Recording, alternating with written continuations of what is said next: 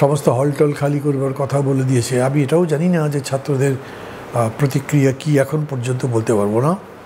তবে ছাত্ররা তাদের আন্দোলনের কর্মসূচি অব্যাহত রেখেছে, বলেছে করবে।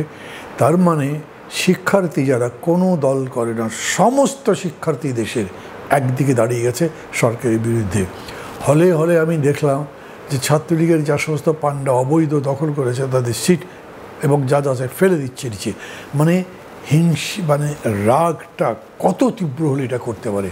হাত মেলে দিয়ে বলছে গুলি করো দেখি। প্রথম গুলিটা তো সে বোঝে নাই ভালো করে, ওই গুলির পরে দাঁড়িয়েছিল, তারপরে পুলিশ গুলি করেছে উপরি কয়েকটা। মানে আমি ভাবতে পারি না আমাদের এই দেশে স্বাধীন বাংলাদেশ এত বড় লড়াই করে যে ঘটনা দেশ স্বাধীন হলো, সেই দেশে পুলিশ এত বর্বর আচরণ করতে পারে। কোটা বিরোধী আন্দোলনে পুলিশের হামলায় গতকাল 6 জন মারা গেছেন, কিভাবে দেখছেন বিষয়টি? এটা কিভাবে দেখার বিষয় আছে? মানে এরকম একটা নিরীহ আন্দোলনের পরে সরকারের বর্বরতা আমাকে একেবারে স্তম্ভিত করে দিয়েছে।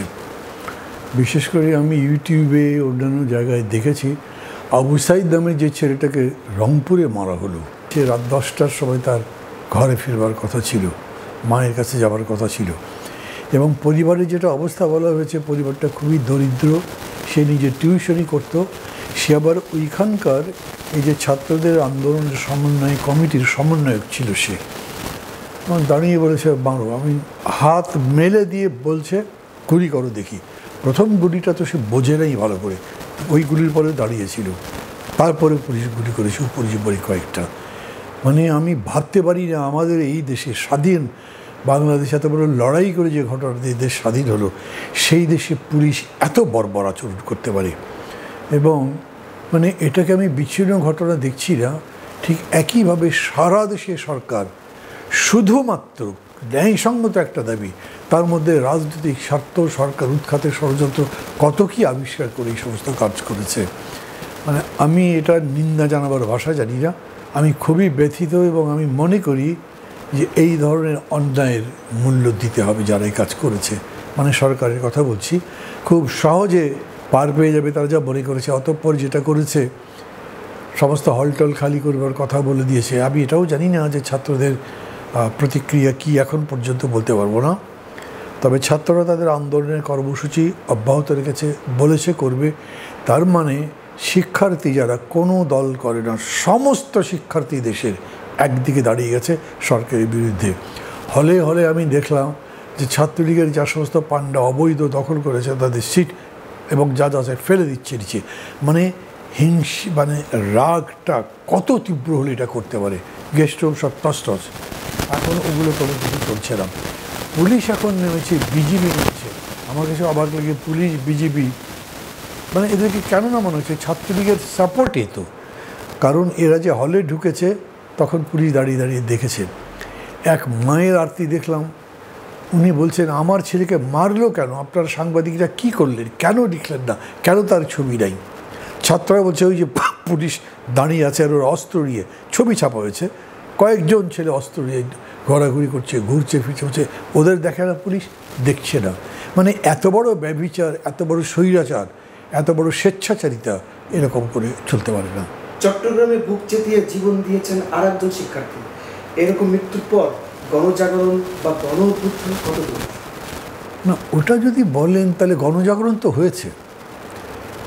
গণ অভ্যুত্থান মানে অভ্যুত্থানও হয়েছে, অভ্যুত্থানটা বিজয়ী হয়েছে কিনা, যেইভাবে সরকার তারপরে হামলে পড়েছে তার বাহিনী নিয়ে, এটা শেষ পর্যন্ত কোথায় যাবে সেটা দেখতে হবে।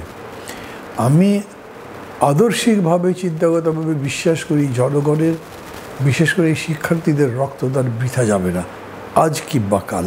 যেইভাবে সরকার তার বাহিনী দিয়ে দমন করবার চেষ্টা করছে, এটা সফল হবে বলে মনে হয় না। তারা তো প্রথম মনে করেছিল যে ওটা এমনিতেই সফল হবে, এই সন্ত্রাস করে ছাত্রদের পিটিয়ে, ব্যর্থ হয়েছে। এখন তারা এটাকে একটা পলিটিক্যাল ট্যাগ লাগাবার চেষ্টা করছে, কিন্তু এই পলিটিক্যাল ট্যাগ লাগাবার চেষ্টা করে তো লাভ নেই। গতকালকে দেখলাম যে বিএনপির অফিসে তল্লাশি করেছে, সেখানে কি ককটেল পেয়েছে, লাঠিসোঁটা পেয়েছে। কোনো সিভিলিয়ান বিচারকের সাথে নিয়ে দেখাতো, তারপরে সার্চ করতো, এগুলো ওরা নিজেরা দিচ্ছে না, সেটা কে বলবে? এবং এই সমস্ত অভিযানের তদন্ত মানে নেতৃত্ব যারা দিচ্ছেন তারা ইতিমধ্যেই বিতর্কিত, বহু কথাবার্তা তাদের নিয়ে হয়েছে, পুরা পুলিশ বাহিনী সম্পর্কিত অনেক কথা হয়েছে। ফলে হয়েছে কি, জনগণের ভালোবাসা বা জনগণের সমর্থন পাওয়ার কোনো সুযোগ এই সরকারের নাই, যার উপর ভরসা করে তারা বলতে পারে যে তারা এই আন্দোলনকে নিয়ন্ত্রণ করতে পারবে, দমন করতে পারবে। একটাই হলো গায়ের জোরে যতক্ষণ পারে। দেখতে হবে। রংপুরে মৃত্যুবরণকারী আবু সাহিদ বলেছেন, মেরুদণ্ড সোজা রাখুন, নইলে বেঁচে থাকার লাভ নেই। এরপর এই জাতির মেরুদণ্ড সোজা হবে বলে মনে করেন? না, আমি মনে করি জাতির মেরুদণ্ড সোজা আছে। না যদি থাকে তাহলে সাইদ কীভাবে আসলো, বা চট্টগ্রামের ছেলেটা কী জানি নাম ভুলে গেলাম আমি, এরা কীভাবে দাঁড়ালো? এরা তো রাজনীতি থেকে শিক্ষা নিয়ে করেছে, তারা দেশ দেখেছে এবং মনে করেছে মেরুদণ্ড সোজা করলেই বাঁচবার মতো বাঁচা যাবে, না হলে যাবে না। এই শিক্ষা তারা মাঠ থেকে, দেশ থেকে পেয়েছে এবং সেই শিক্ষায় বলিয়ার হয়েই লড়াইটা করছে। সাধারণ শিক্ষার্থীদের ব্যাপারটা দেখেন, এত বড় নির্যাতনের মুখেও তারা তো পেছনে যায়নি। আরও একটা ইম্পর্টেন্ট ঘটনা, এই যে 2 দিন আগে, বোধহয় পরশু দিনের আগের দিন, যেইভাবে তারা ব্যারিকেড ভাঙলো পুলিশের, তার আগের দিন শাহবাগে ব্যারিকেড ভাঙলো, মানে অকল্পনীয়। এই যে 15 বছর ধরে স্বৈরাচার চলছে, আমরা রাজনৈতিক দল, রাজনৈতিক আন্দোলন কিন্তু সরকারের দেওয়া কোনো ব্যারিকেড ভাঙতে পারেনি, এমনকি আমরা ব্যারিকেডের সামনাসামনি হয়েও নি কোনো সময়, কিন্তু এই ছাত্ররা সেটা হলো। এবং উল্লেখযোগ্য, আমি শুনেছি ওইখানে শাহবাগ থানায় পুলিশের কর্মকর্তা উপরে মেসেজ দিচ্ছিলেন, যেটা কেউ ইন্টারসেপ্ট করেছে কোনো ফেসবুকে, তিনি বলছেন হ্যাঁ ছাত্র এখানে এই করেছে, ভেঙেছে, তারা ওই জল কামানের উপরে উঠেছে, তারপর একটা সাজোয়া গাড়ি ছিল তার উপর উঠেছে, কিন্তু তারা কোনো উচ্ছৃঙ্খলতা করছে না। কল্পনা করা যেতে পারে এত বড় বিক্ষোভকেও কত সুন্দর নিয়ন্ত্রণে রেখে শান্তিপূর্ণভাবে গণতান্ত্রিক আন্দোলন করছে তারা।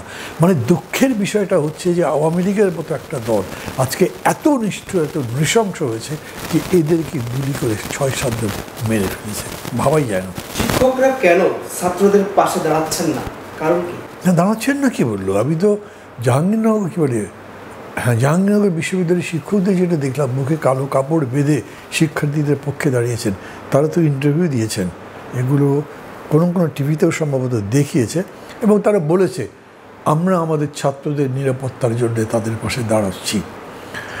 এইটা বলতে পারেন ঢাকা বিশ্ববিদ্যালয় অন্য জায়গায় তো এখনও দাঁড়ায়নি। 69 অভ্যুত্থানের সময়ও এক শামসুজ্জোহা শহীদ হয়েছিলেন, সব শিক্ষক দাঁড়িয়েছিলেন তা না, কিন্তু এইখানে যেভাবে আমি গার্ডিয়ানদের রেসপন্স দেখছি, কালকে আর্চাররা, ওই যে তারা, তারপরে ক্রিকেটার অনেকেও বোধহয়, ক্রীড়াবিদ, তারা পর্যন্ত বলেছে আমরা শিক্ষার্থীদের পাশে দাঁড়াবো। আমি মনে করি বিশাল গণজাগরণ হয়েছে, শিক্ষকরাও পাশে আছেন, জাহাঙ্গীরনগর পক্ষে দাঁড়িয়েছে। তবে হ্যাঁ, ঢাকা বিশ্ববিদ্যালয়ে মানে ধরেন এখানে তো দলাদলি আছে শিক্ষকদের মধ্যে, সাদা দল, নীল দল, এবং একটা গ্রুপ যারা ইতিমধ্যেই বিরোধী দলের আন্দোলন সমর্থন করেছে আর আগে থেকে, তারা তো দাঁড়িয়েছিলেন। 1 জানুয়ারি 2024 চেঞ্জ টিভি পা রেখেছে সুরভিত 6 বছরে। সবার প্রতি নিরন্তর শুভেচ্ছা। changeTV.press আগামী 1 জানুয়ারি তার প্রতিষ্ঠা বার্ষিকী। আমি এটা জেনে অত্যন্ত আনন্দিত। আমরা আশা করছি changeTV.press মুক্তিযুদ্ধের পক্ষে তারা কথা বলবে, সত্যের পক্ষে কথা বলবে, নিরপেক্ষ বলে কিছু নেই, সবসময় সত্যের পক্ষে থাকবে, এই প্রত্যাশা ব্যক্ত করছি। এর কলা কুশলী সবাইকে অভিনন্দন জানাচ্ছি, এর শ্রোতৃমণ্ডলীকেও অভিনন্দন জানাচ্ছি। 1 জানুয়ারির যেমন অভিনন্দন, একই সাথে চেঞ্জ টিভির প্রতিষ্ঠানের জন্য সবাইকে অভিনন্দন। চেঞ্জ টিভি প্রতিষ্ঠা বার্ষিকীতে আমরা এদেরকে ধন্যবাদ জানাই, চেঞ্জ টিভিকে উত্তরোত্তর সাফল্য কামনা করি। আর সাথে সাথে আমরা বিশেষ করে এদেরকে অনুরোধ করব যেন তারা দেশের পক্ষে এবং বাংলাদেশের জনগণের পক্ষে, ইসলামের পক্ষে, হকের পক্ষে, সত্যের পক্ষে তারা যেন সুন্দর পরিবেশন করতে পারে, এই আশাবাদ ব্যক্ত করি।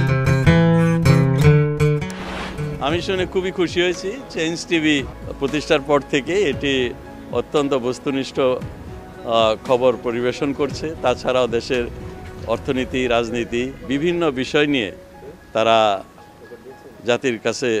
জাতির সামনে বিভিন্ন তথ্য তুলে ধরে আমি মনে করি বাংলাদেশকে আরও উন্নত বিকশিত করার জন্য চেঞ্জ টিভি আরও অবদান রাখবে এবং বাংলাদেশে একটা অন্যতম গুরুত্বপূর্ণ একটা মিডিয়া হিসেবে প্রতিষ্ঠা লাভ করবে।